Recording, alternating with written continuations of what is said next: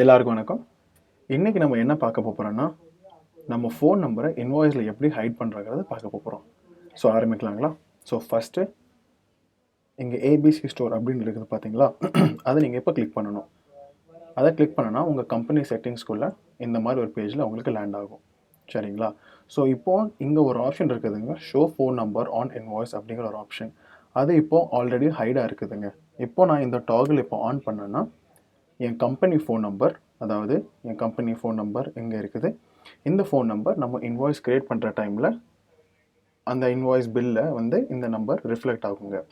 So இங்கே பார்த்தீங்கன்னா என்னுடைய இதுதான் என்னுடைய login number actually. So login நம்பரும் கம்பெனி ஃபோன் நம்பரும் சேமாக இருக்கணுங்கிற அவசியம் கிடையாதுங்க. ஓகேங்களா? இப்போ நீங்கள் லாகின் நம்பர் வந்து எந்த நம்பர் வேணாலும் ஒரு ரெஜிஸ்டர்ட் மொபைல் நம்பரை நீங்கள் யூஸ் பண்ணி லாகின் பண்ணிக்கலாங்க. அதே சமயத்தில் உங்கள் பிஸ்னஸ்க்கு ஏற்ற மாதிரி நிறைய ஃபோன் நம்பர்ஸ் நீங்கள் யூஸ் பண்ணலாங்க. ஒருவேளை லேண்ட்லைனாக கூட இருக்கலாம், அப்படி இல்லாட்டி உங்கள் மொபைல் ஃபோனாக கூட இருக்கலாம், என்ன வேணால் இருக்கலாங்க. ஸோ அதுக்கேற்ற மாதிரி உங்கள் பிஸ்னஸ் ஃபோன் நம்பரை மட்டும் நீங்கள் இன்வாய்ஸ் அப்போ க்ரியேட் பண்ண வர டைமில் ஷோ பண்ணால் போதுங்க. ஸோ லாகின் ஃபோன் நம்பரும் ப்ளஸ் உங்களோட கம்பெனி ஃபோன் நம்பரும் சேமாக இருந்தாலும் ஒரு பிரச்சனையும் கிடையாதுங்க. ஸோ அது எப்படி உங்களுக்கு பொறுத்த மாதிரி தேவையோ அதுக்கு ஏற்ற மாதிரி நீங்கள் உங்கள் ஃபோன் நம்பரை இன்வாய்ஸில் நீங்கள் ஆட் பண்ணிக்கலாங்க.